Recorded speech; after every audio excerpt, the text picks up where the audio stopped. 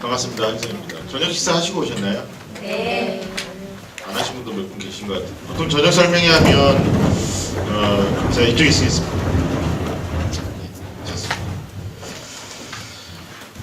식사 못하고 직장 끝나고 바로 오신 분들도 있고 그래서 가능하면 좀 빨리 끝내드려서 되게 돌아가실 수 있도록 하는 게 좋을 것 같고요. 저 끝난 다음에 이상희 선생님께서 수학에 대한 시스템이라든지 또 수업 어떻게 하시는지 말씀해 주시고, 먼저 학년을 좀 조사해 볼게요. 고등학교 1학년 지금 올라가는데 일반고 자사고 특목고 중에서 고민하고 있다, 아니면 일반고로 결정했는데 어떻게 입시를 치러야 될지 가닥을 잡아야 될 것 같다. 손 좀 들으시겠어요? 고1 올라가시고, 그 고1 올라가는 자녀가 첫 번째 자녀인가요? 혹시? 첫째인가요? 셋째요? 네, 그렇게 안 보이시는데 알겠습니다. 그 다음에 고2 올라가는 학부모님 손 들으시겠어요? 네, 이 친구들이 이제 17학년도 한국사가 필수 과목으로 지정되는 건데, 알겠습니다. 그럼 손 안 드신 분들은 다시 손 들어보죠. 고3 올라가는 건가요? 손 드세요. 고3 올라가시면 손 드세요. 그럼 손 안 드신 분들은 뭐예요? 중학교 3학년 올라가시는데 그 자녀가 첫 자녀다. 손 들어보시겠어요? 아, 그렇네요. 중2 올라가시는. 그럼 여기 한 공간에 제가 미뤄 짐작한데 한 82학번부터 95학번까지 같이 앉아있을 수도 있겠는데요. 맞나요? 예, 그래요. 대답하셨는데 아마 입시제도의 가독이라고 하는 게 우리가 1993학년도까지, 그리고 94학번부터 이제 수능을 봤었죠. 수능을. 그래서 아마 여기 계신 어머니들 대다수가 학력고사 세대일 겁니다. 그래서 학력고사 세대 가운데서도 88학번부터 93학번까지가 대학에 선 지원한 다음에 후 시험을 봤을 때 전기대학, 후기대학 그랬습니다. 이제 94학번부터 수능 봤었고요. 쭉 이어지다가 선택형 수능이라고 혹시 들어보셨는지 모르겠는데 집중하시면, 선택형 수능은 문과가 과학을 보지 않고요, 이과가 사회를 보지 않습니다. 이게 2005학년도부터 시작됐습니다. 그러다가 노무현 대통령 때 등급제 잠깐 했다가 다시 이명박 정권 들어오면서 표준 점수 100분위. 좀 더 쉽게 말씀드리면 지금 수능은 국어, 수학, 영어, 탐구 이렇게 4개의 영역을 보는 거죠. 그리고 인문계 학생이 하나를 더 본다면 뭘 보나요? 제2의 국어 영역까지 보나요. 따라 자연계는 제2의 영역을 볼 필요가 없는 거죠. 근데 이제 우리가 2005학년도 선택형 수능 처음 시작할 때 탐구를 4과목 받았습니다. 사회에서 4과목, 과학에서 4과목. 지금은 몇 과목 보나요? 그렇죠, 2과목 봅니다. 그러니까 2005학번, 아마 우리 인터뷰하던 이상희 선생님 제자들 가운데 05학번도 있을 거예요. 걔네들은 선택형 수능할 때 국어, 수학, 영어 보고 탐구 4과목 봤으니까 제2의 국어 안 하면 총 몇 개 공부를 했어요? 7개를 공부했었어요. 그러다가 지난해 수능부터 2014학년도 수능부터 수준별 수능 시행됐고요. 그리고 수준별 수능보다 더 중요한 게 탐구가 몇 과목으로 줄었어요? 이제는 2과목으로 줄었습니다. 그러니까 2005학년 때는 7개 공부했는데 지금은 최대 몇 개 공부하는 거예요? 5개 과목 공부하는 거죠. 근데 아이들이 날로 무식해져 가고 있습니다. 그 무식한 인물들이 오늘 아침에 아마 집에서 보냈던 그분들이 갈수록 공부 안 합니다. 갈수록 공부 안 합니다. 오늘 제가 대치동에서 설명했었거든요. 오전에 한 번, 오후에 한 번, 2번 했습니다. 어머니께서 8, 9학번이신가 봐요. 본인은 지금 직업이 치과 의사고요. 본인의 어떤 당신의 따님이 있는데 그 딸이 굉장히 많은 선생님들로부터 칭송을 받고 있대요. 잘하는 줄 알았대요. 근데 얼마 전에 충격적인 사실을 접합니다. 어떤 걸 보셨냐면 그 친구가 어떤 학습의 기록을 남겨놓은 걸 쭉 보셨나봐요. 근데 5단원서 정리 하나도 정리 안 하고 있더라고요. 근데 뭘로만 공부하고 있는 거예요? 눈으로만 공부하고 있는 거예요. 중학교 과정에서 조금 하니까 주변 사람들이 잘한다 하니까 지가 진짜 잘하는 줄 알아요. 그리고 얘네들이 고등학교 올라갑니다. 고등학교 올라가서 내신의 충격을 받죠. 수능만 잘하면 된다고 그러니까 또 수능 열심히 하지만 잘 안 나오죠. 고등학교 1학년 올라갈 때는 대학이 3개밖에 없습니다. 전국에. 근데 이제 고등학교 3학년 올라가게 되면 전국의 4년제 대학이 200개고 전문대가 100개가 넘는다는 사실을 깨닫게 됩니다.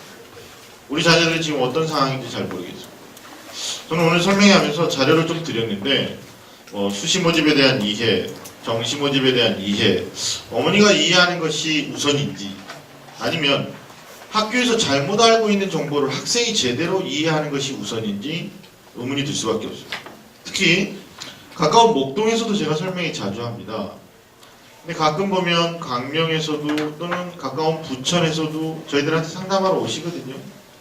근데 이쪽 지역의 학교를 제가 폄하하는 건 아닌데 잘못된 입시 정보를 가지고 고3 졸업할 때까지 가는 애들이 있더라고요. 그래서 오늘 여기 오신 분들 가운데도 고등학교 3학년 올라가시는 어머님들이 갖고 계신 정보력이 제가 말씀드리는 것과 좀 상충할 수도 있습니다. 그럼 분명한 건 제가 제 이름을 걸고 설명하는 거니까 여기 안에 있는 내용이 좀 더 객관적이고 사실적이다 이렇게 생각하시고 좀 자료를 같이 공부했으면 좋겠다라는 생각이 듭니다. 사족이 길었는데요. 오늘 2016학년도부터 전형 일정을 한번 체크해 볼게요. 2페이지 한번 봐주세요. 그 전에 어머니들이 갖고 계신 자료 중에 1차 입시 설명회, 그 다음에 대입 전략 이런 표지가 있고요. 거기서 한 장을 넘기시면 이제 제가 드린 자료죠. 2016학년도 이후에 대학 입시 성공 전략이라고 써져 있습니다. 제목을 큰 소리 한번 읽어볼까요? 시작. 방향 설정은 이렇게 정리할게요. 고등학교 3학년 혹은 2학년 올라가신 어머님들은 대학 갈 때 정시냐 수시냐 여기에 대한 방향 설정을 하는 거고요.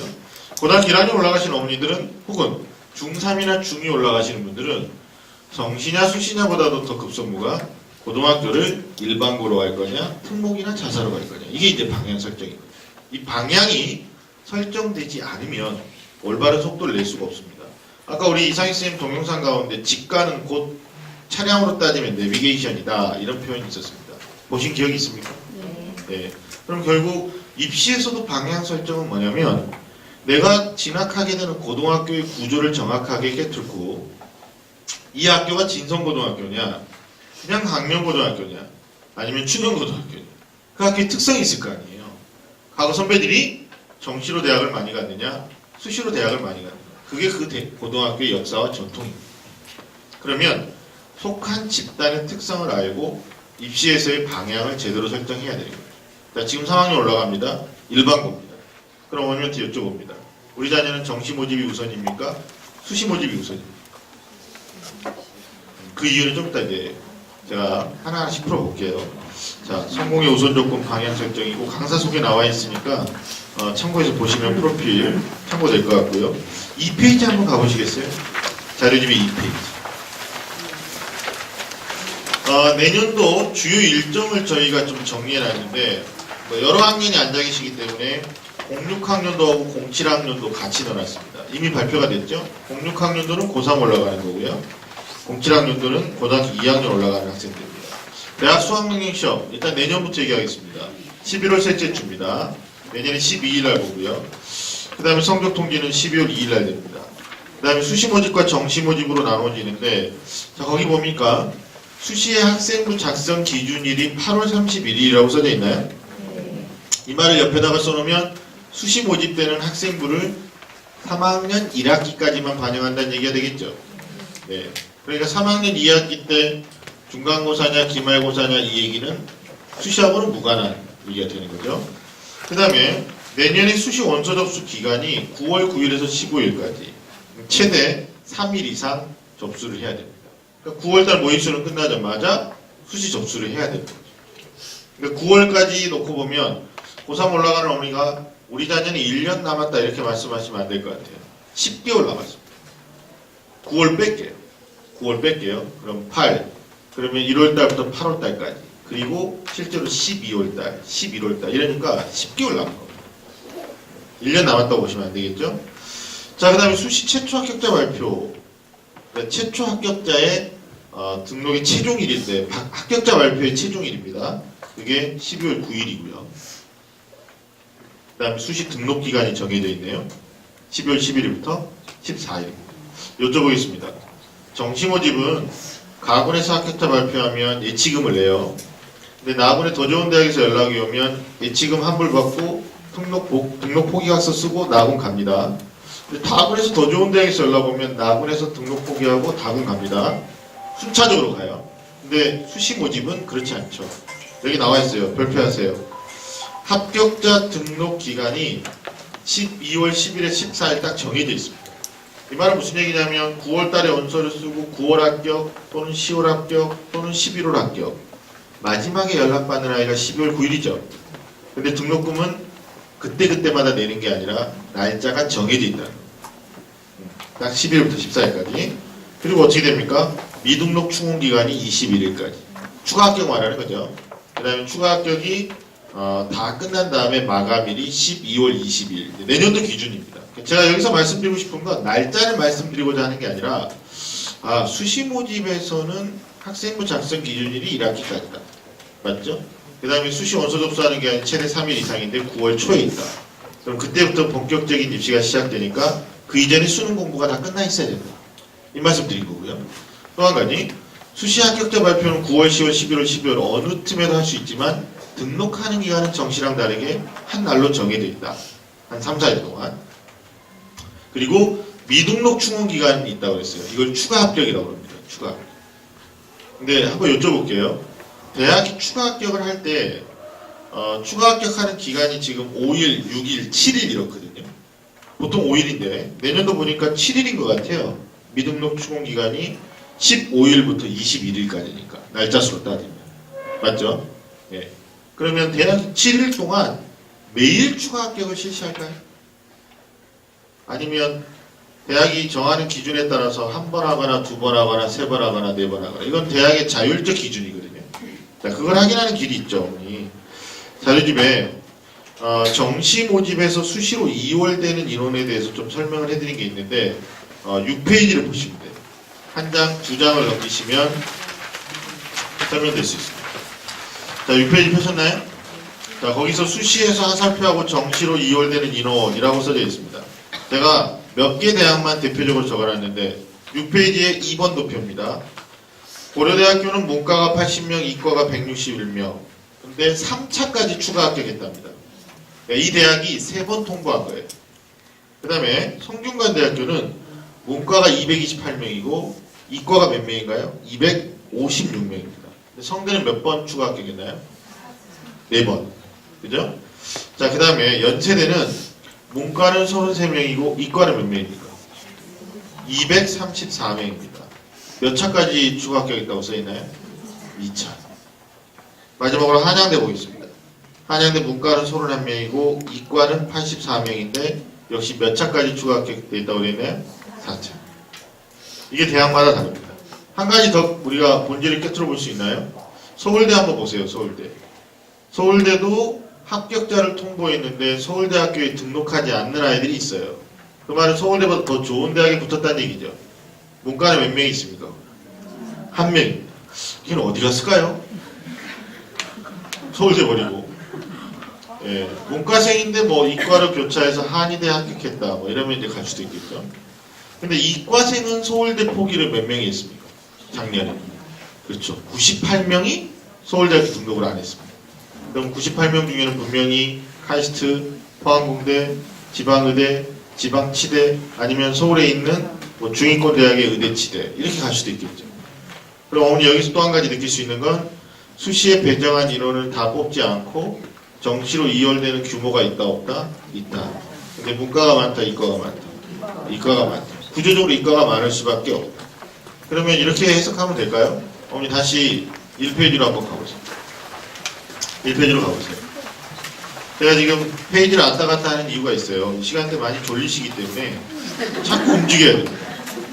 1페이지 가니까 수시는 9월 달에 원서 접수를 하고 정시는 12월 달에 원서 접수를 한다라고 지금 나와 있잖아요. 맞죠?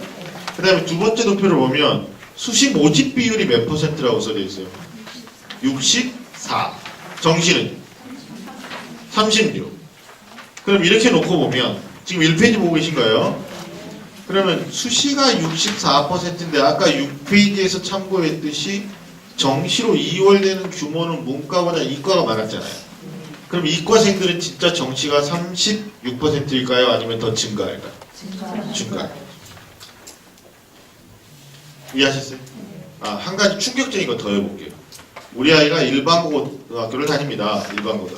지금 상황이 올라갑니다. 사례를 드는 거예요. 문과생인데 내신이 3등급입니다.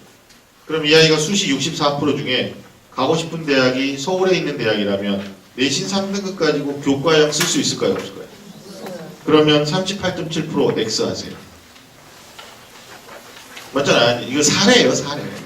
어머니가 X 하라는 건 아니고. 그 다음에 내신이 3등급인데 이 아이가 학교로부터 주목을 받지 못했을 겁니다. 수상 실적도 별로 없을 겁니다. 독서활동도 많이 하지 않았을 겁니다. 자기 진로가 명확하지 않았을 겁니다. 그럼 이 아이는 입학사정관 설득할 수 있는 자료가 있을까요? 없을까요? 그럼 종합전형 X 하세요. 그럼 수시가 이 아이는 지금 64%입니까? 아닌 거예요. 근데 제가 이 말씀 왜 드렸냐면 고1 올라가는 어머니 잘 들으세요. 우리 아이들이 이 동네에서 학교를 가잖아요. 그러면 고등학교 1학년 선생님들이 1페이지에 있는 이 2번 도표를 보여주실 거란 말이에요. 수시는 몇 프로다? 63. 정시는 몇 프로다? 36. 그리고 여기에 나와 있지 않는 말을 합니다. 뭐예요? 정시에 가면 재수생이 기다리고 있다. 얘네들이 기다리진 않아요. 근데 꼭 그렇게 말씀하십니다. 그리고 우리는 뭘로 가야 된다? 수시로. 그리고 여기 나와 있는 수치만큼 정시보다는 수시가 더 많이 뽑는 거. 그러니까 아이들이 어떻게 합니까? 선생님 수시를 위해서 뭘 해야 되는 거죠? 그래, 학교 자율학습 빠지지 마라. 야자 빠지지 마라. 보충 빠지지 마라. 학교 공부만 열심히 하면 대학 갈 수 있다. 이렇게 말합니다. 어디서요? 경기도 광명에서. 충격적이에요. 그러니까 애들이 어떻게 합니까? 1년에 딱 4개월만 공부합니다. 4개월. 중간고사 3주 준비, 일주일 시험. 다시 기말고사 3주 준비, 일주일 시험. 다시 2학기 때 중간고사, 기말고사 각각 3주 준비, 일주일 시험. 1년 12개월 중에 몇 개월 공부할까요? 4개월. 나머지 기간은 뭐 할까요? 놀아요. 노는데 제대로 놀지도 못해요. 그리고 나중에 고3 되면 어떻게 되죠? 진실을 깨닫게 되죠. 아, 내신만 잘하면 갈 대학이 없구나. 이쪽 갈 대학이 없겠어요. 전국 대학 200개. 근데 문제는 어머니 이거 중요한 얘기합니다. 2017학년도 있죠. 지금 고등학교 1학년에서 2학년 올라가는 애들. 얘네들이 수험생이 자연과 함수하는 걸 감안해서 대학의 모집 정원을 축소하거든요. 그럼 2013학년도 대비 몇 명을 줄이냐면 4만 명을 감소시킵니다. 4만 명. 어머니 대학 정원 4만 명이면 주요 12개 대학의 모집 정원입니다. 그럼 2017학년도 지금 고등학교 2학년 올라가는 아이들은 대학이 그냥 12개 없어지는 거예요. 근데 우리 그런 거 생각 안 하죠. 그럼 어떻게 하면 돼요? 그날 살아요. 그래서 내신 때 한참 공부하죠. 그리고 내신 끝나면 어떻게 돼요? 다시 풀어지고 다시 내신 때 공부하고 풀어지고 그리고 내신만 했는데 대학을 갈 데가 없다라는 걸 왜 깨닫게 되냐면 자 이제 봅니다. 수시 모집에 대한 이해에서 어머니 5페이지 펴보세요. 5페이지 가보세요. 좀 이렇게 늦게 오신 분들은 5페이지가 어딘지 좀 찾아주세요. 같이. 자 5페이지 제목이 3번 수시 전형 유형별 선발 대학이라고 써져 있습니까? 자 수시 전형 유형은 크게 4가지 트랙입니다. 박근혜 정부 들어오면서 복잡한 수시를 4가지 트랙으로 정의했는데요. 학생부 교과형이 있고 종합형이 있고 논술이 있고 특기 실기 전형이 있습니다. 저랑 같이 보셨나요? 자 교과형 봅니다. 교과형. 교과형이라는 건 내신 성적 좋은 아이들을 내신으로 걸러서 최저학력 기준을 적용하는 형태인데 거기 써져 있죠. 교과 플러스 수능이라고 써져 있나요? 그게 뭐예요? 내신만 좋으면 안 되고 수능 최저학력 기준이 돼야 된다. 근데 그 대학의 명단을 봅니다. 어디입니까? 건국대, 숙명여대, 연세대, 중앙대, 외대, 홍익대. 됐죠? 근데 이 아이들은 어떻게 하나요? 교과의 서류의 면접을 봅니다. 홍익대는요, 교과의 서류에 수능 체제를 적용합니다. 한양대는요, 교과만 반영합니다. 그래서 이번에 한양대 엄청난 아이들이 몰려갔죠. 누가 붙을지 몰라요. 그러면 한양대는 1.3등급 애들이 기계공학과를 쓰면 합격한다는 보장을 할 수 있어요? 없어요? 없어요. 자, 다시 말합니다. 학생부 교과형에서 건대, 숙명여대, 연세대, 중앙대, 외대, 홍익대 소위 이제 메이저급 대학들 아니에요? 걔네는 교과만 반영하는 게 아니라 뭘 걸고 있습니까? 수능 최저학력 기준을 걸고 있는 거예요. 그러니까 4개월만 공부하면 안 되는 거예요. 4개월만 공부하려면 한양대 가야겠죠. 근데 수시 6장을 쓰는데 한양대 쓰는 아이들은 자기의 노력으로 됐다고 생각하지 않습니다. 누가 보살펴줘야 돼? 누가? 아, 조상. 돌아가신 할아버지, 증조할아버지, 고조할아버지까지 3대, 조상 3대가 보살펴 간다고 그래요. 농담으로. 자, 종합형 볼게요. 종합형 밑에다 써놨어요. 입학사정관. 근데 그 입학사정관 전형에 첫 번째 서류를 본답니다. 학교생활 기록부 다 봐요. 그 다음에 자기소개서를 쓰겠죠? 추천서를 받겠죠. 그리고 면접을 본답니다.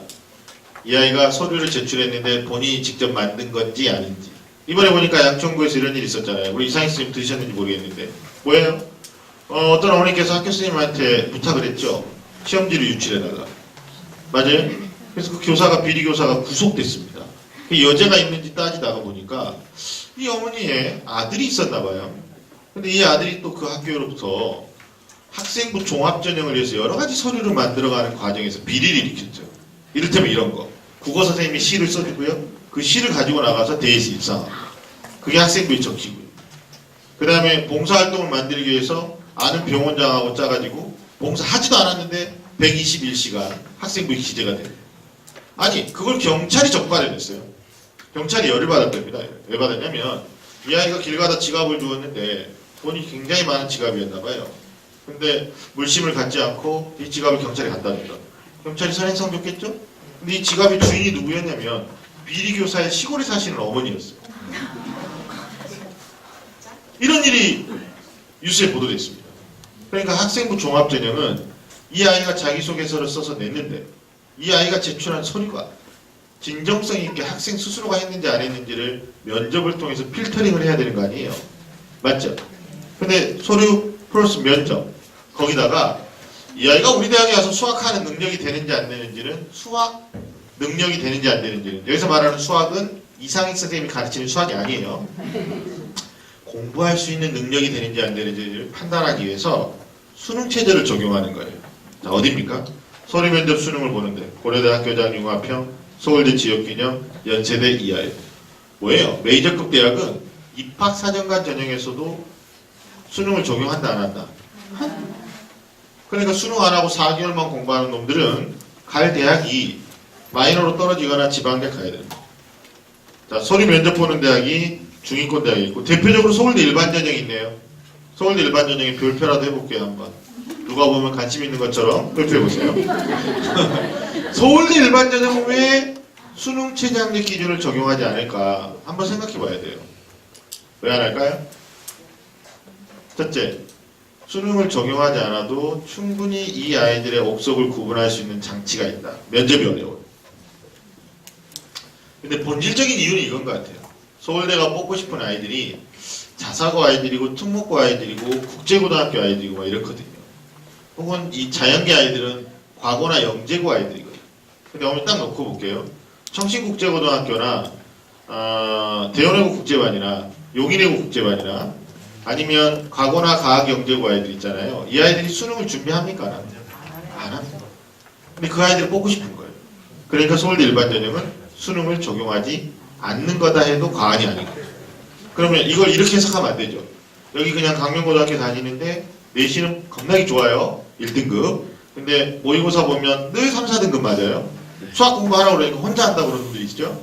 그런 애가 서울대를 보고 엄마 서울대가 나를 위해서 수능을 반영 안 하는 것 같아. 이렇게 해석하면 안 된다는 거예요. 이해하셨어요? 네. 이건 지나치게 자기중심적으로 판단하는 거예요.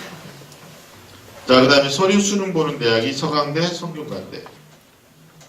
예, 글로벌 전형의 글로벌 인재 의예과죠. 학생부 서류만 반영하는 대학이 있고요. 한양대 어떻게 됩니까? 한양대 종합형인데 자기소개서도 쓰지 않습니다. 한양대 지금 보세요. 교과형에서는 교과만 맞죠? 종합형에서는 뭐만? 학생부. 한양대 왜 이렇게 한답니까? 우리 원장님 아시는지 모르겠다. 한양대 왜 이렇게 하고 있어요? 자, 잘 들으세요. 몇 년 전에 문재인 후보랑 박근혜 후보가 대선 후보 토론회를 했습니다. 제가 그 장면이 지금도 생생합니다. 문재인 후보, 박근혜 후보. 그 중에 한 분은 지금 대통령이 되셨죠. 근데 그 당시에 박근혜 후보께서는 뭐라고 그러셨냐면 공교육 정상화를 위해서 사교육비 경감을 위해서 수시 모집에서는 내신 잘하면 내신으로 가. 논술 잘 쓰면 논술로 가. 학생부 종합활동이 많으면 그걸로만 뽑았으면 좋겠다. 수능 최저 기준을 적용치 않았으면 좋겠다라고 후보께서 말했습니다. 그리고 지금 교육부에서 뭐라고 그래요? 공교육을 정상화시키기 위해서는 수시 모집에 최저학력 기준을 적용하지 않았으면 좋겠다. 근데 대학이 연세대가 고려대가 얘네들 입장에서 수능을 적용 안 하면 이 아이가 정말 잘하는 애인지 못하는 애인지 알 수가 없잖아요. 맞죠? 그러니까 연대는 어떻게 합니까? 교육부 말 안 들어요. 그러니까 교육부에서 어떻게 하죠? 연세대한테 지원금을 7억도 안 줍니다. 근데 한양대 말 정말 잘 들었죠. 어머니 교과만, 학생부만. 논술전형 가보세요. 논술전형. 논술전형 가면 교과하고 논술만 쓰는 전형이 있어요. 최장기 기준 전형 안 합니다. 한양대입니다. 수능을 안 봐요. 그래서 이번에 한양대가 정부로부터 받은 지원금이 얼마입니까? 30억. 그러니까 나라로부터 돈 받았죠? 근데 애들도 돈 줬어요. 무슨 돈을 줬을까요? 교과만 반영하니까 학생부만 보니까 수능 체제를 적용하지 않고 논술을 쓰게 하니까 정말 많은 애들이 다 갔습니다. 그래서 한양대는 나라에서 30억, 애들로부터 30억. 정책을 잘 만들어서 60억 벌었어요. 근데 이제 문제가 있어요. 한양대 동문회에서 1호 학번을 인정하지 않겠다. 뭐 이런 얘기가 좀 나오고 있습니다. 그래서 1호 학번은 한양대에서 존재하지 않는 걸로 하겠다. 뭐 이런 얘기도 나오고 있습니다. 그래서 심지어는 이런 말도 하대요. 03학번, 04학번 가운데 한양대학교를 논술 전형으로 갔는데 최장력 기준이 굉장히 힘들었었는데 그걸 뚫고 간 아이들이 이번 학번에 들어온 아이들을 수시충이라고 하겠다. 들어보셨어요? 수시충? 뭐예요? 충자가 여기서 뭡니까? 충자가. 벌레충. 서울대학교에서도 그런 얘기 나오죠. 서울대 지역균형으로 합격한 아이들이 전교에서 2명 안에 드는 애들이거든요. 근데 최장력 기준이 2개 2등급입니다. 수능에서. 근데 서울대가 갑자기 수능을 약화시키라고 하는데 3개 2등급으로 바꿨죠. 그리고 2006년 조선일보 보도자료에 보면 서울대학교에 합격한 아이들 가운데 지역균형으로 합격한 애들이 가장 공부 열심히 한다, 잘한다 그랬어요. 몇 년도에? 2006년도에. 근데 지금은 어때요? 지금 서울대학교에 지역균형으로 들어온 아이들이 학교의 질을 떨어뜨린다고 생각하는 거예요. 그러니까 지역균형 인원은 축소시키고 일반 전형은 늘리는 거죠. 그리고 최장력 기준도 2개 2등급에서 몇 개 2등급으로? 3개 2등급으로 강화시켜요. 혹시 어머니 연세대 가면 카스트 제도라고 있는데 들어보셨나요? 연세대 카스트. 네이버에 쳐보세요. 카스트 제도는 인도의 계급 제도. 어머니 옛날에 신라시대 때 골품 제도 들어보셨나요? 성골, 왕족이 될 수 있죠. 진골. 진골 밑에 뭐 있어요? 육두품. 있잖아요. 그러니까 연세대 내에서 애들끼리 뭐라고 그래요? 마지막까지 수능을 풀고 160문제에서 한두 개, 두세 개 실수하고 연세대 경영을 한다. 그럼 너는 성골. 왕족이 될 수 있는 거야. 네? 근데 특별전형이 이상한 걸로 뭐 자기소개서 써가지고요. 수능도 반영하지 않은 전형으로 들어왔다? 그럼 너는 진골. 영원히 왕족이 될 수 없다. 너는 무슨 농어촌 특별전형이나 사회적 배려대상자 전형으로 왔다? 넌 육두품.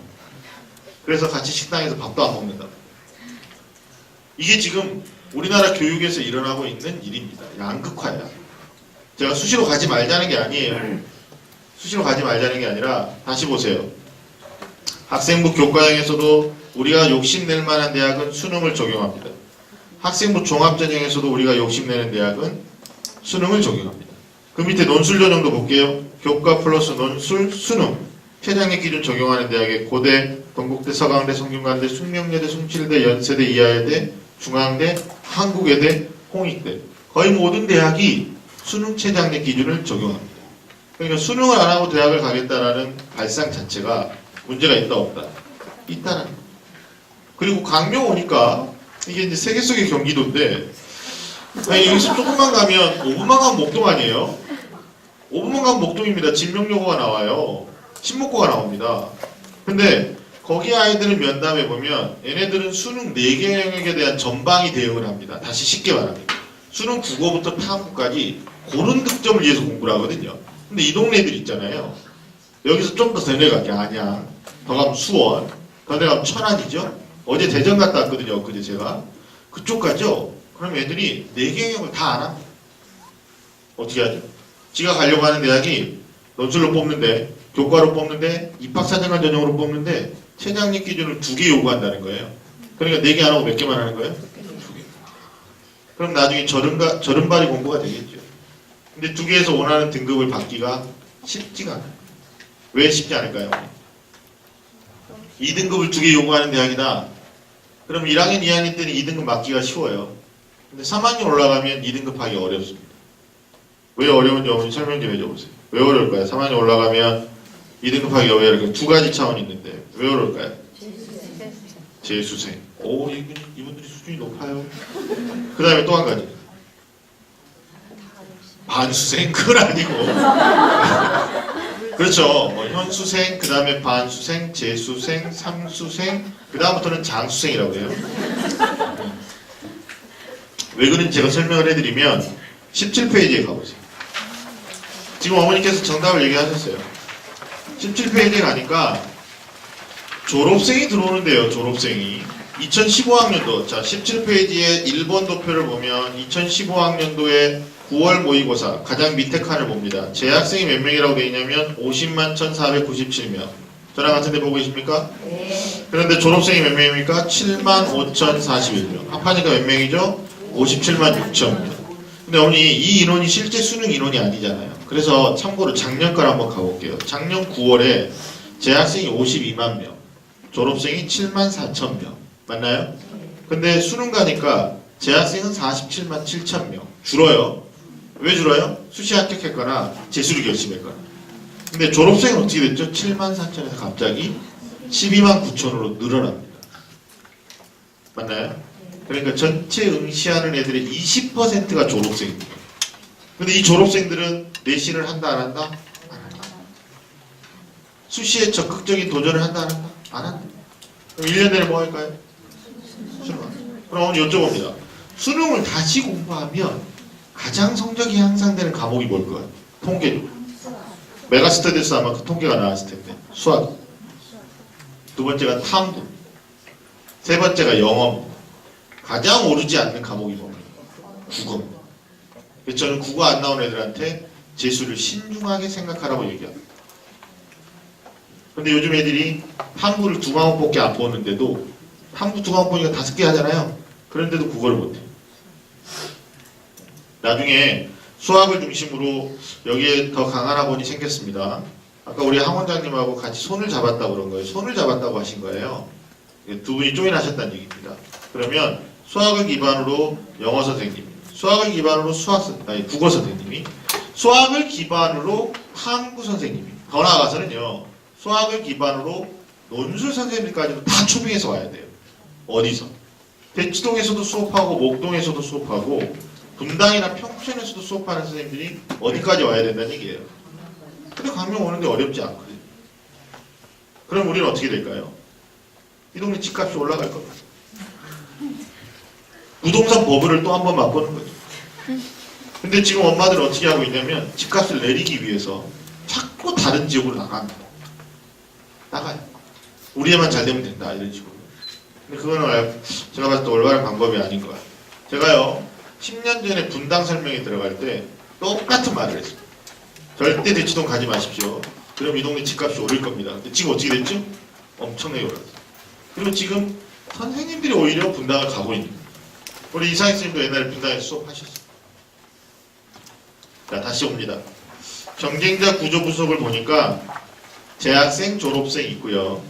그러니까 제가 아까 2등급 하기가 어렵습니다 라고 말한 것은 졸업생이 늘어나기 때문에. 근데 진짜 왜 어려운지 그 다음 장에 나와 있어요. 한번 볼게요. 그 다음 장에서 19페이지 보세요. 19페이지. 고등학교 1학년, 2학년, 3학년 때 3월 모의고사나 4월 모의고사 재학생끼리만 보는 시험에서는 낮은 점수로도 2등급 할 수 있거든요. 근데 실제 졸업생이 들어오면 어떻게 되는지 한번 봅니다. 국어 A형의 9월달 1등급이 몇 점이라고 써져 있나요? 2015학년도 100점이죠? 국어 A형. 국어 A형은 지금 현재 2학년까지만 A, B형이 있는 거고요. 1학년, 그러니까 2017학년도 아이들은 없어집니다. 자, 국어 B형의 9월 1등급이 몇 점이라고 되어 있나요? 100점이에요. 영어는 6월 1등급이 몇 점이었나요? 100점이었어요. 자, 이거 불수능입니까? 물수능입니까? 쉬워요. 그럼 2등급 봅니다. 영어가 2등급 점수가 100점일 때는 97점이었고요. 1등급이 98점일 때는 94점입니다. 어머니 여쭤봅니다. 고등학교 2학년 학생입니다. 3학년 올라갑니다. 우리끼리 시험을 봤을 때는 80점 후반이 2등급 할 수 있어요. 근데 시험을 쉽게 냅니다. 물수능입니다. 만점자 1% 만들어준다고 막 그랬었어요. 2012학년도에. EBS에서 연계 70% 한다고 그랬습니다. 공교육 정상화시킨다고. 말도 안 되는 거죠. 근데 그러한 노력들 때문에 또 한 가지 있죠. 2018학년도 지금 중학교 3학년 이 아이들이 고등학교 1학년 될 때는 영어가 절대평가로 바뀝니다. 무슨 평가로 바뀐다고요? 절대평가라는 건 쉬워진다는 얘기예요? 어려워진다는 얘기예요? 쉬워. 그러면 2018이 절대평가로 가니까 17학년도에 또는 16학년도에 어렵게 낼 이유가 없죠. 예, 그래서 올해부터 벌써 영어 6월, 9월 1등급을 보십시오. 100점, 98점. 그럼 2등급이 쉬워요, 어려워요? 너무 어렵습니다. 너무 어려워요. 국어 2등급 볼까요? B형 97, A형 96. 좀 상식적으로 나왔을 때 어떻게 되나요? 97점이 6월달에 1등급일 때 93. 보이시나요? B형은 94점이 1등급일 때 88. 이게 2등급입니다. 이거 굉장히 중요한 페이지죠. 돌아가시면 아이한테 이렇게 말하면 되잖아요. 엄마 나 수시로 갈 거야. 64%. 교과형 갈 거야. 종합형 갈 거야. 아니 논술전형 갈 거야. 4개 영역 다 안 해도 된대. 2개만 할게. 2개에서 2등급 받을게. 그럼 엄마가 묻죠. 야, 몇 점이 2등급이냐? 그럼 네가 자신하는 과목 2과목이 어떤 과목이냐? 그랬더니 얘가 수학 영어를 자신합니다. 예를 들어서. 그럼 수학에서 2등급 하려면 봅니다. 수학 A형의 작년 수능 한번 보시겠어요? 2014학년도 수능. 1등급 몇 점이었죠? 92. 2등급은요? 83. B형의 1등급 볼게요. 작년 수능의 1등급이 92. 2등급이 몇 점입니까? 84요. 이거 되게 어렵습니다. 어머니들이 그 과거에 당신들 공부하셨던 걸 망각하시고요. 84점은 쉽겠네 이런 분이 있어요. 네? 스스로가 자기 스스로 객관화하는 거죠. 그럼 안 됩니다. 자기의 과거 수학 실력을 주관적으로 한번 감정이입을 해보세요. 84점은 4점짜리 4개 틀린 거예요. 30문제 중에 4개 틀리면 2등급이라는 얘기입니다. 이게 쉬운 문제가 아니죠. 쉬운 문제가 아니에요. 누구를 만나느냐에 따라서는 다른 문제겠지만, 네. 그러니까 이상희쌤 얘기 들으시면 84점은 쉬워요. 84점은 쉬워요. 근데 혼자 공부하면 어려울 수 있어요. 자, 겁을 좀 드셔야 돼. 탐구 영역은 말하지 않을게요. 어머니, 저학년 엄마들 계시니까 탐구에서 한국사만 한번 보겠습니다. 19페이지 하단에 한국사 찾으셨나요? 그리고 지난해 수능 칸을 찾아보세요. 1등급이 몇 점이라고 써져 있나요? 50. 2등급은요? 47. 한국사가 17학년도부터 필수 과목 지정이고 9등급제로 된다고 그랬죠? 쉽게 된다고 그랬죠? 그러니까 작년 수능부터 쉽게 냈습니다. 한국사에서 2등급 하려면 2개 이상 틀리면 안 되는 겁니다. 정리됐죠? 그 다음 장에 과탐의 점수가 있습니다. 참고해서 50점 만점에 몇 점을 맞아야 되는지 답을 찾을 수가 있을 것 같아요. 자, 어디서부터 이게 시작된 거예요? 4개월짜리 공부할 거냐 아니면 12개월 공부할 거냐 이 명제로 시작한 거예요. 그럼 여기서 중간 점검할게요. 수시를 위해서 64% 전부 내 거다 아니다? 내가 쓸 수 있는 전형이 어떤 전형이냐에 따라서 아까 제가 그랬죠? 성공의 우선 조건은 방향 설정이다 그랬어요. 그럼 고3 올라가는 자연계 엄마입니다. 여기 앉아 계신 분 중에 사례를 한번 들어볼게요. 제 얘기만 하면 재미없으니까. 고3 올라가는 강명고등학교의 3학년 학생 엄마입니다. 자연계입니다. 이 아이는 서울의 6대 대학 안에서 기계공학과를 가고자 합니다. 6대 대학이면 어딘가요? 서영고, 서성한? 중앙대까지 볼게요. 서강대, 중앙대 같은 레벨이니까 자연계는. 그러면 여기에 대학을 가야 되는데 이 친구가 국어, 영어 성적이 기복이 너무 심합니다. 3, 4등급 왔다 갔다. 근데 감사하게 수학하고 과학은 2등급, 1등급 합니다. 자, 여기까지가 컨디션이에요. 여기까지. 여기 모의고사로 지금 사례 든 거예요. 얘는 지금 모의가 좋아요? 내신이 좋아요? 내신 말 안 했잖아요, 지금. 내신 말 안 했죠? 근데 모의고사 안에서 뭐가 좋아요? 수학, 과학이 좋은 거죠. 근데 이 수학, 과학 좋은 걸 극대화시키려면 국어, 영어까지 1, 2등급이 나와야 될 텐데 엄마가 3학년이 올라가니까 마음이 급해요. 안 될 것 같아요. 그럼 얘는 일단 정시 모집보다는 수시 모집을 생각한다. 이렇게 1차적 진단할 수 있거든요. 그러면 두 번째로 물어야 될 게, 자, 모의고사에서 시작했어요. 디테일하게 4개의 합의를 보는 게 아니라 4개를 각각 봤어요. 그리고 수시 고려하니까 교과가 어떻게 되니 분석해 봤거든요. 일반고 다니는데 내신이 4.3등급입니다. 그럼 오늘 수시 학생부 교과형 되나요? 안 되나요? 종합형은 되나요? 안 되나요? 논술 될까요? 안 될까요? 어머니 논술 돼요. 왜냐하면 논술 전형에서는 4등급이나 5등급 이과생들 전혀 문제되지 않습니다. 왜냐하면 수리논술이 어려워요. 수리논술이 어려워요. 한 문항 안에 소문항이 또 있습니다. 그러니까 한 문제만 더 잘 쓰잖아요. 그럼 내신 2등급, 3등급 커버합니다. 그러니까 내신 1등급이라고 논술 못 썼는데 붙여주느냐? 아닙니다. 내신 보지 않고 뭐가 중요하다? 자연계는 논술 실력이 중요해요. 그럼 저는 이 아이한테 3학년 올라가니까 겨울방학 들어갈 때 수리논술 준비해라. 어느 대학을 위해서? 아니 그냥 수리논술 준비해라. 그리고 내년에 3, 4월 모의고사 봐라. 6월 모의수능 봐라. 그런 다음에 어느 대학을 갈 건지를 추리고 그 대학에 맞는 수리논술, 혹 그 대학이 과학논술까지 본다면 과학논술 준비해라. 이렇게 처방을 해줄 거예요. 지금 한 학생이 사례를 든 거예요. 그냥 무조건 수시냐, 무조건 정시냐가 아니라는 거예요. 그러니까 이런 애도 있어요. 다니는 학교가 안양예고입니다. 아마 이상희 선생님 제자 중에도 굉장히 많을 거예요. 근데 안양예고가 이과반이 있죠. 과천예고도 이과반이 있죠. 고양예고에도 이과반이 있습니다. 외고 가운데 이과반이 있는 세개 고등학교의 특징이 있습니다. 근데 외고 다니는 학생인데 전공은 기계공학 하고 싶습니다. 목표대학은 서울대입니다. 잘 들으세요. 목표대학은 서울대고 전공은 기계공학 하고 싶습니다. 근데 이 아이가 내신이 4등급 됩니다. 어디 학교니까요? 안양입니다. 그럼 이 아이가 서울대를 가려면 지역균형 안 되죠. 일반 전형 안 됩니다. 활동 많이 안 했으니까. 그럼 서울대는 어차피 기획운동은 내가 안 가는 거니까 수시로 서울대를 가요, 못 가요? 못 가는 거죠. 그러면 남는 건 뭡니까? 정시예요, 정시. 그래서 이번에 9월 모의고사 성적을 분석해 보니까 국어, 수학, 영어, 탐구 160문제 풀었는데 2개 틀렸어요. 그럼 이 아이는 정시에 서울대 기계공학 가요, 못 가요? 가요. 근데 이걸 언제부터 계획을 잡았냐면 고등학교 1학년 때부터 계획을 잡은 거예요. 고등학교 1학년 때. 고등학교 1학년 때 중학교에서 공부 잘했기 때문에 안양예고를 갔거든요. 중간고사 끝났거든요. 근데 시리에 찼습니다. 내신이 나왔기 때문에 안 나왔기 때문에 안 나왔어요. 근데 이웃에 좋은 전문가를 만났어요. 자기 이웃에 입시 전문가가 살고 있었어요.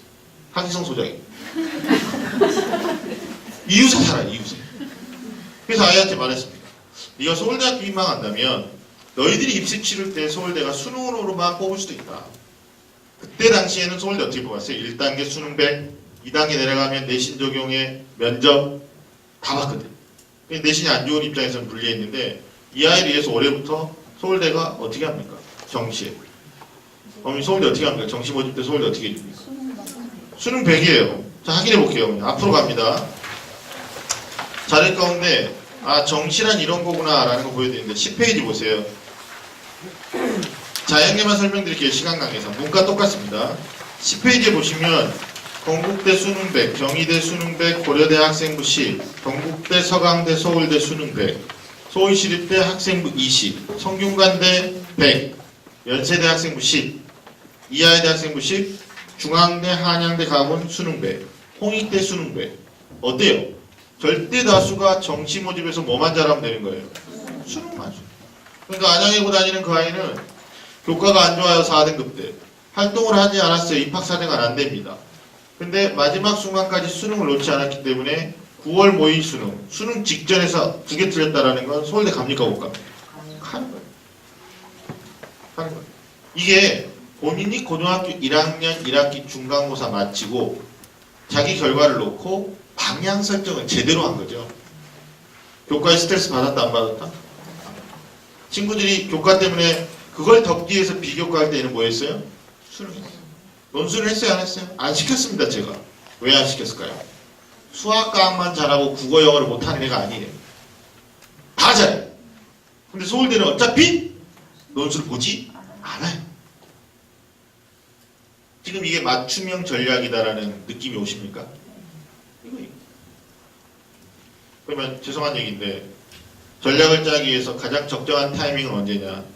고등학교 1학년 1학기 중간기말 끝나고 여름방학 들어가기 전에 어떻게 방향을 설정할 거냐, 속도를 낼 거냐 결정이요. 근데 혹시 그 과정을 지나쳐서 2학년을 마무리하고 이제 3학년 올라가는 말 늦지 않았어요.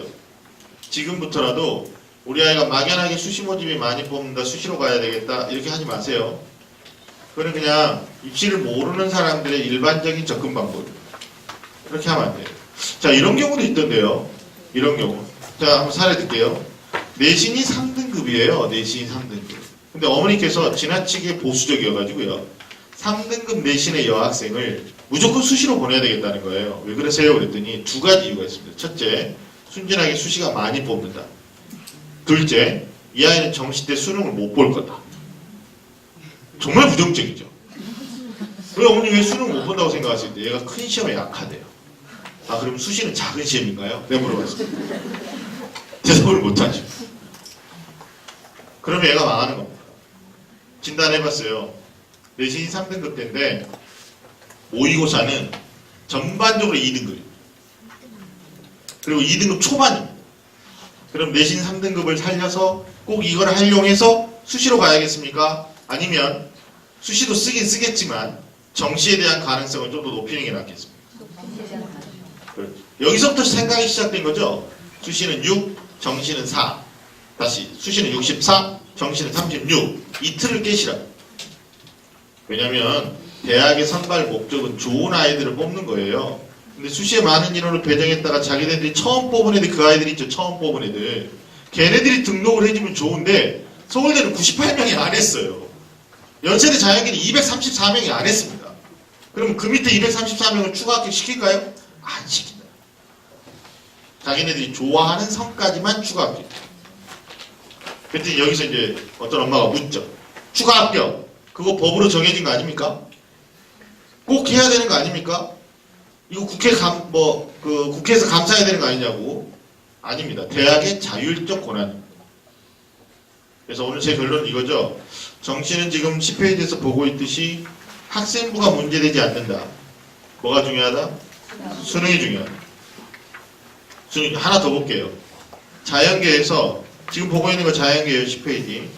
어머니 고려대 찾아보세요. 수학이 30이고 과학이 30입니다. 맞나요? 자 내려가서 성균관대 봅니다. 가군의 수학이 30이고 과학이 30입니다. 연세대 봅니다. 수학이 30이고 과학이 30입니다. 한양대 봅니다. 수학이 30이고 과학이 30입니다. 그러면 자연계로 입학을 준비하는 학생들 제1학습 우선순위가 뭡니까? 수학이죠. 수학. 그 다음에 과학이죠. 인문계도 한번 볼까요? 앞으로 갑니다. 9페이지. 9페이지 보세요. 거기 봅니다. 고려대학교 국수형 28.6, 28.6, 28.6 동일한 비중이죠. 그러면 수학을 좀 못해도 국어, 영어 잘하면 될까요? 아니면 국어를 좀 못해도 수학, 영어를 잘하면 될까요? 수학을 잘해야 되죠. 연세대 봅니다. 28.6, 28.6, 28.6입니다. 그 위에 성균관대 봅니다. 30, 30, 30입니다. 어때요? 비중이 탐구 영역보다는 국어, 수학, 영어 비중이 높죠? 맞아요? 그럼 국수형 비중이 연고대가 동일한데 왜 수학이 중요할까요? 그거는 8페이지 가보세요. 바로 그 앞에 8페이지 가보세요.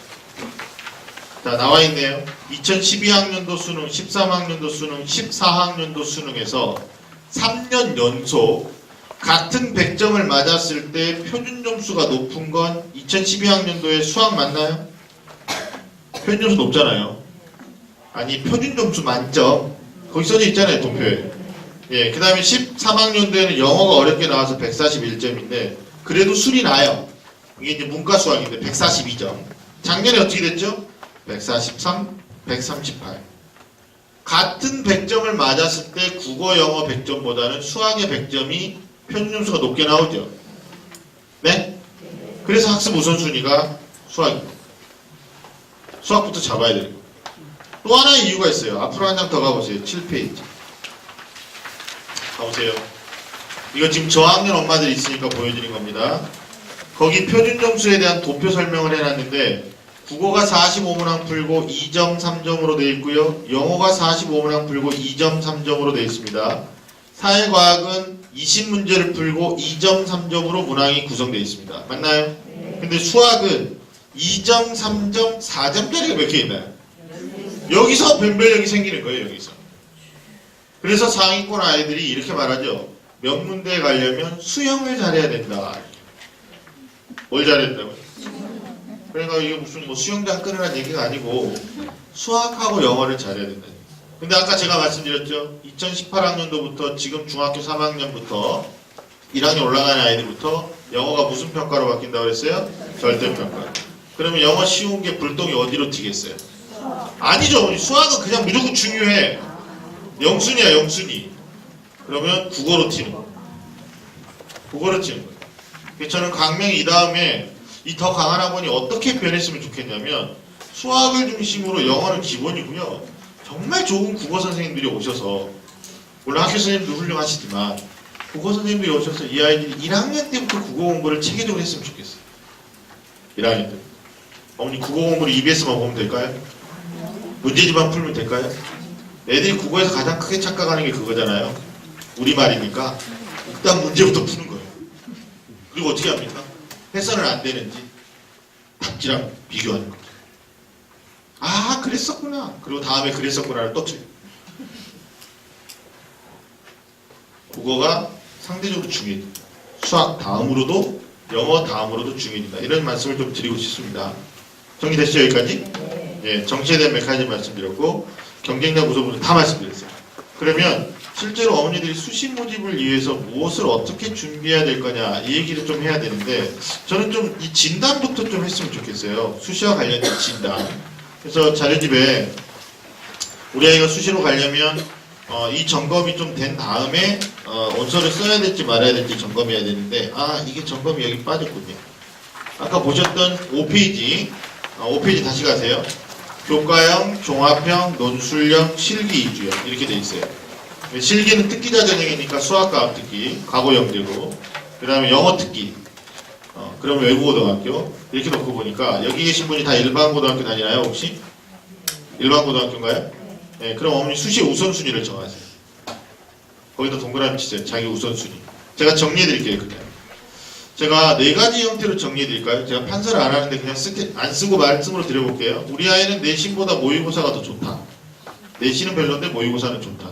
그러면 정시 우선이고 수시는 논술입니다. 반대로 우리 아이는 모의고사는 별로 안 나오는데 내신이 좋다. 그럼 이 아이는 교과형이고. 근데 수능 최저학력 기준이 관건이고. 세 번째, 우리 아이는 학생부 전체가 좋다. 학생부 전체가 좋다라는 말은 내신도 괜찮고 활동도 많이 했다는 얘기예요. 수상도 있고. 그죠? 그리고 모의고사도 나쁘지 않다. 그럼 얘는 수시로 쓰는데 종합전형, 입학사정관. 그러면 엄마가 학교를 좀 자주 다녀봐야 돼요. 왜냐하면 종합전형은 3위일체가 돼야 되거든요. 첫째, 학생의 노력. 두 번째, 학부모의 서포트. 세 번째, 고등학교의 가이드. 그러니까 우리 학교가 종합전형으로 많이 보내봐야 알아요. 이런 말 있나요? 고기도 먹어본 사람이 먹을 줄 알아요. 학교 선생님들 중에서 입학사정관 전형으로 합격을 많이 시켜본 학교가 더 많이 시킵니다. 반대로 말하면 대학교에서 이 고등학교에 대한 평가를 그렇게 하고 있는 거예요. 그러니까 어때요, 어머니? 대연외고, 용인외고는 서울대 60명 이상 가요. 하나고등학교는 그보다 조금 못 가고. 근데 대일외고, 한양외고는 한 30명 선에서 가요. 안양 가천외고는요 20명 선에서 가요. 성남 수원외고는요 10명 선에서 가요. 정해져 있어. 진성고등학교 서울대 몇 명 갑니까? 한 10명 가던 학교가 갑자기 100명 갑니까? 아니. 10명 가다가 갑자기 30명 갑니까? 아니라. 그러면 강명북고는 서울대 수시로 많이 간다, 정시로 많이 간다. 수시로 많이 가죠. 근데 5손가락 안에 꼽을걸요. 그 아이들이 가는 전형 제가 안 봐도 뻔해요. 자기가 속한 집단의 특성을 고려해야 되는 전형이 무슨 전형이다? 종합전형. 그리고 한 가지만 부탁드릴게요. 종합전형에서는 자기소개서를 쓰거든요. 이름하여 자소서입니다. 근데 우리나라 일성교육이 정말 잘못된 게 아마 우리 이상익쌤도 저하고 이범쌤도 친한데 이범쌤도 강연 많이 하시니까 제가 시골에 갔더니 문화 충격을 받았어요. 어떤 걸 받았냐면 고등학교 1학년 때 교장쌤의 지시사항으로 고등학교 1학년 때 자기소개서 경진대회를 한 거예요. 그리고 경진대 은상, 금상을 학생부에다가 표기해 준 거예요. 그리고 그걸 자랑 삼아서 수시에다 낸 거예요. 다 떨어졌어요. 왜 떨어졌을까요? 자기소개서 1번이 고등학교 재학기간 중에 학습에 기울인 노력과 학습 경험을 쓰시오. 근데 고등학교 1학년 3월달에 쓸 게 있어요, 없어요? 자기소개서 2번이 그대가 전공하고자 하는 진로와 연관해서 의미를 두고 활동했던 3가지 이내의 내용을 쓰시오. 근데 고등학교 3월달에 1학년 3월달에 쓸 게 있어요, 없어요? 없어. 고등학교 재학기간 중에 그대가 배려, 나눔, 협력, 갈등 관리의 구체적 사례를 주고 느낀 점을 쓰시오. 이거 고등학교 1학년 3월달에 쓸 게 있어요, 없어요? 없어요. 근데 무식한 학교가 고등학교 1학년 때 자기소개서 경진대를 시킨 겁니다. 전교생을 대상. 특히 1학년 아이들 중점. 그리고 거기서 상을 받았대요. 그리고 입학사정관한테 자랑하는 거예요. 이게 실소죠, 실소. 광명에는 그런 학교가 없을 거라고 생각합니다. 혹시 우리 학교에서 다른 뜻을 가지고 학부모가 이해하지 못하는 고차원적인 수준을 가지고 고등학교 1학년 때 혹시 4월 달에 자기소개서 경진대 할 수 있거든요, 어머니? 할 수 있어요.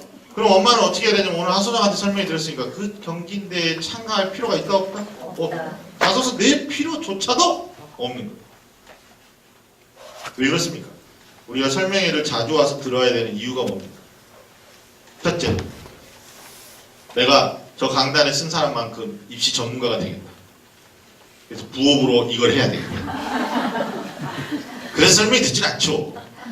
두 번째, 아이가 가끔 이상한 소리를 하거나 학교 가서 담임쌤하고 얘기하는 담임이 이상한 소리를 한다. 내가 그거는 집어내야겠다. 그래서 기본적인 내용은 내가 알아야 되겠다. 첫 번째입니까? 두 번째? 두 번째. 근데 오늘 어머니도 설명이 듣다 보니까 아시는 내용에 대한 복습도 됐지만 정말 몰랐던 내용도 있을 건데요. 눈빛 보니까 많을 텐데요. 있어요, 없어요? 있어요, 있어요. 저는 이랬으면 좋겠어요. 나중에 이제 우리 메가스터디 선생님들이 오시면 또 메가스터디 입시 전문가가 또 있어요. 그분이 또 인천에 사니까 가깝다. 제가 개인적으로 곰이라고 불러요. 남윤권 소장님인데 저는 남윤곰이라고 불러요. 근데 또 그분도 입시 설명회 할 때 또 강조하는 포인트가 저랑 좀 달라요. 제가 오늘 숙제를 안고 여기 온다고 말씀드렸고 오늘 저는 가서 계몽하는 차원에서 엄마들이 익히 알고 계시는데 잘못 알고 있는 부분에 대한 기본적 내용을 설명하고 올 겁니다. 그럼 나중에 어머니 어때요? 뭐 19일날 우리 설명회 할 때 학생들 대상으로 설명을 하겠지만 진짜로 나중에는 정말 이런 내용을 학생들이 들어야 돼요. 수학에 대한 수업도 들어야 되고 그리고 뭐 소위 그 공개 수업이죠. 이런 것도 해야 되지만 입시에 대해서 애들이 잘못 알고 가는 경우도 되게 많답니다.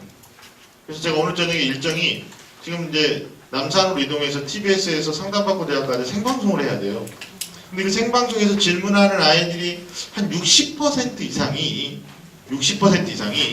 고등학교 1학년 때 입시를 제대로 알았다면 고3 때 이 질문 안 할 애들이에요. 근데 엄청난 가오를 먹어. 저는 이렇게 말씀드리면 오늘 제 내용이 좀 설득력이 있을까요? 고등학교 1학년, 2학년, 3학년 가운데서 담임 선생님들 가운데서 입시 정보력이 가장 높으셔야 되는 담임선생님은 3학년 담임이 아닙니다. 몇 학년 담임이어야 될까요? 1학년 담임. 그래서 1학년 담임은요 이렇게 해야 돼요. 제가 우리 친구들 교편 잡고 있는 애들한테 이렇게 말하거든요. 니네만 몇 명이냐? 35명. 그럼 하루에 한 명씩 상담하면 며칠 걸리죠? 35일 걸려요. 그럼 학기 딱 시작하면 첫날부터 마지막 날 35일차까지 한 명씩 상담하는 한 명씩. 그리고 물어야죠. 첫 번째 질문이 너 어느 대학 갈 거냐? 이렇게 묻는 교사는 교사로서 자질이 없다. 진학을 묻지 말고 진로를 물어요. 진로. 너 뭐 하고 싶냐? 이렇게 물어요. 공부, 너의 성적을 모른다 지금. 근데 너는 뭐 하고 싶니? 물어봐야 돼. 근데 애들한테 너는 뭘 하고 싶니라고 물어보는 사람은 단 한 명도 없어요. 너 어느 대학 갈 거니? 이렇게 물어봐. 연세대거든요. 그 다음 말이 웃기죠. 네가 왜? 신촌이야 원주야 뭐 이렇게 말하는 거야. 그게 얼마나 큰 상처가 되겠어요. 어머니 학교에서 못 해주잖아요. 공교육에서 못 해주면 사교육이 해야 되잖아요. 근데 사교육에서 좋은 사람 못 만나면 어떻게 해야 됩니까? 엄마가 하셔야 돼요. 역할 대행이. 근데 이제 문제는 이거예요. 지금 고등학교 2학년 학생들 현재까지 최종 학력이 뭡니까? 중졸입니다. 지금 중학교 3학년 학생 현재까지 최종 학력이 뭔가요? 최종 학력. 초졸이죠. 얘네들이 지금 중졸밖에 안 됐고요. 초졸밖에 안 됐는데 엄마 말을 들어야 안 들어요? 안 들어요. 안 들어요. 똑같은 얘기를 하는데 학교 선생님 말도 안 듣습니다. 그래서 학교 선생님들 가운데 저한테 와서 설명회를 부탁하시는 분들이 나와 똑같은 얘기를 해도 당신이 얘기하면 설득력이 있다. 정신교육이 된다. 동기부여가 된다. 이렇게 말씀하세요. 그래서 요즘 제가 우리 이상희 선생님 모르실 텐데 중학교도 가서 설명해요. 중학교, 구령 중학교 강남에 뭐 무슨 중학교 은평구에 있는 학교인데 학부모에서 한 10번 전화 온 것 같아요. 근데 저는 마다하지 않았습니다. 왜냐하면 고3한테 설명의 의미가 없어요. 고3한테 전략, 고3한테 작전, 웃긴 거죠. 그들에게는 화이팅 이거예요. 열심히 할 수 있어 이거예요. 작전은 중3 때 고등학교 어디 갈 거냐. 고등학교 1학년 1학기 마치고 너의 방향을 어떻게 설정할 거냐. 너의 수학의 속도를 어디 가서 누구랑 높일 거냐. 이게 자 오늘 욕심내지 않겠습니다. 어머니 목적지에 도달하기 위해서 속도가 중요합니까? 아니면 속도보다는 방향이 중요해요? 아니요. 속도 방향보다 더 중요한 게 자세. 자세. 제가 부산 갑니다. 부산. 제 차를 운전해서요. 누워서 운전할 수 있나요? 누워서 다리 하나 쫙 뻗고 안 되죠. 그럼 우리 자녀들은 지금 수험생으로서의 자세가 돼 있나요? 안 돼요? 어머니 크게 쓰세요. 표지에다가. 자세는 네 꼬르 습관이에요. 자세는 네 꼬르 습관이에요. 그러면 자세를 제대로 잡아야 되거든요. 제가 3가지만 부탁드릴게요. 이거 해주세요. 첫째, 스마트폰 정지. 스마트폰을 정지하지 못하면 원하는 대학 갈 수 없습니다. 원하는 대학 갈 수는 있는데 자기의 꿈을 이룰 수는 없습니다. 스마트폰 정지를 하자고 아이한테 권유했는데 애가 말을 안 들을 것 같죠? 그럼 어머니 거기다 써놓으세요. 네이버에 가셔서요. 네이버 검색어에다가 이렇게 써보세요. 세바시. 세바시는 세상을 바꾸는 시간의 약자입니다. 세바시. CBS에서 하는 거 있죠? 그리고 권장희. 사람 이름이에요. 권씨, 안동 권씨인가봐. 장수할 때 장자고요. 기쁘리자 쓰나봐요. 권장희 박사라고 있습니다. 소장. 세바시 권장희 이걸 쓰시면요. 15분짜리 동영상이 나올 거예요. 스마트폰으로부터 우리 아이들을 구해야 되는, 왜 쓰지 말아야 되는지 아빠랑 엄마랑 자녀들이랑 같이 보세요. 그리고 나서 그게 다 끝나고 났을 때 아이한테 이렇게 물으세요. 스마트폰 꺼내야겠지? 이러면 안 됩니다, 어머니. 그러면 안 돼요. 그건 굉장히 수준 낮은 엄마예요. 어떻게 하셔야 되냐면, 딸아, 아들아, 너는 어떻게 생각하니? 이렇게 물어요. 질문이 달라야 돼요. 너는 어떻게 생각하니? 내가 대답을 안 할 수 있어요. 그럼 일주일 동안 시간을 가져보자. 한 달 동안 가져보자. 스마트폰 무조건 정지입니다. 두 번째, 습관을 고치기 위해서 제가 추천하는 건 학습 일기를 쓰셨으면 좋겠어요. 뭐 쓴다고요, 어머니? 학습 일기. 그러니까 일기라는 게 소술용으로 막 그날 있었던 일을 다 쓰자 이게 아니고 개조식으로 쓰자는 거죠. 주요 항목만. 자, 오늘 수학 무슨 단어를 공부했다, 몇 문제를 풀었다, 목표 점수 92점에서 몇 점 맞았다. 영어 0단어를 공부했는데 30개를 외웠다. 그 중에서 내가 헷갈렸던 단어가 이건데 이걸 정리해 놓는 거예요. 탐구 생물 공부 뭘 했는데 주요 암기사항 있죠? 적어 놓는 거예요. 국어 공부 뭘 했다. 한 10분 15분이면 적을 겁니다. 개조식으로. 학습 일기를 쓰잖아요. 그럼 어머니 정리력이 좋아집니다. 공부 잘하는 비결은 다른 게 없는 것 같아요. 3가지 조건이 필요한데 첫 번째는 책임감, 두 번째는 승부욕, 세 번째는 엉덩이. 엉덩이, 무거운 엉덩이. 어머니 승부욕도 있어야 돼요. 승부욕 테스트 한번 해보세요. 짜장면 시켜주고요. 탕수육도 시켜줘보세요. 그러면 승부욕 없는 애들은 짜장면부터 먹어요. 여럿이 먹을 거예요. 근데 승부욕 있는 애들 어떻게 하죠? 짜장면 내 거니까 탕수육부터 먹어요. 바보도 있어요, 바보죠. 정리력이 중요합니다. 내가 4번째 얘기하면 책임감, 승부욕, 엉덩이, 그 다음에 중요한 게 저는 정리력이라고. 우리 수학선생님이 있으시니까 제가 길게 얘기 안 하겠습니다. 머리 좋아요, 문제 해결력, 기억력 뛰어나요, 집중력, 사고력, 독서력 다 좋아요. 근데 정리력 안 좋잖아요. 그러면 수학에서 꼭 틀립니다. 꼭 틀려요. 그럼 정리력 안 좋은 아이들의 공통적 특성이 뭡니까? 아침에 일어났을 때 자기 이불 안 갭니다. 자기 가방 정리 안 합니다. 자기 책상 정리합니까? 안 합니까? 안 합니다. 자기 방 정리는 안 합니다. 누가 다 해줍니까? 엄마가. 엄마는 계속 합니다. 그러면 이제 공부 못하겠죠. 자, 3번째. 제가 습관을 바꾸기 위해서 추천하는 게 그냥 적어놓으세요. 6, 5, 8, 5. 6, 5, 8, 5 다 합산하면 몇이 나오죠? 24. 뭔 것 같아요? 하루는 몇 시간? 24시간. 그럼 앞에 6은 잠자는 시간. 그럼 두 번째 5는 뭡니까? 여가 시간. 밥 먹는 거, 화장실 가는 거, 이동하는 거, 휴식하는 거. 그럼 세 번째 8은 뭡니까? 8은? 배우는 거예요.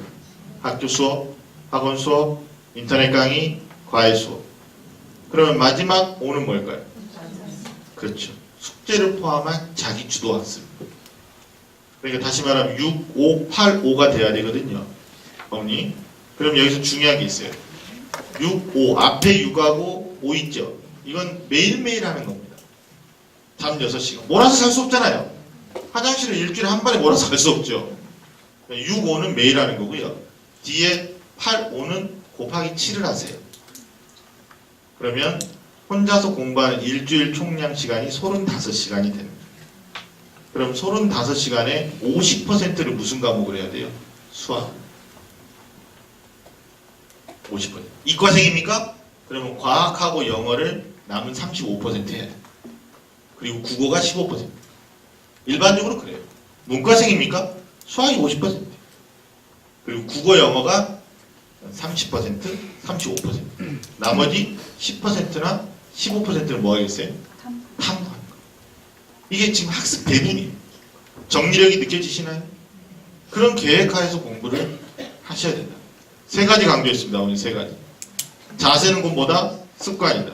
습관의 제일 원칙, 스마트폰 정지. 두 번째 학습 일기, 정리력을 높이기 위하여. 세 번째 뭐 하자고요? 6585, 24시간 활용을 제대로 하자. 이거 제대로 해내잖아요. 근데 점수가 안 오르잖아요.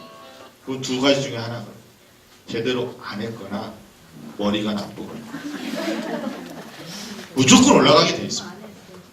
오늘 더 강한 학원에 오셔서 설명회를 들으셨고 입시 정보를 들으신 어머니들이 무거운 숙제 하나를 안고 가시네요. 두 가지다, 두 가지. 첫 번째, 우리 아이의 자세를 바꾸기 위하여 나는 이 아이에게 동기부여할 수 있는. 엄마가 못하실 것 같으면 데리고 오세요. 데리고 오세요. 학원에 오셔서 역할 대행자 원장님한테 부탁하시든지 아니면 대치동까지 오시든지. 대치동까지 못 오시겠다면 제가 한번 시간 내서 오든지. 두 번째, 엄마들이 챙겨 맡고 가야 돼요. 광명에 거주하고 계시는데 그냥 우리가 하는 얘기로 메가스터디에서 오셨습니다 이게 아니라 메가스터디를 보지 마시고요. 사람을 봐주세요. 사람.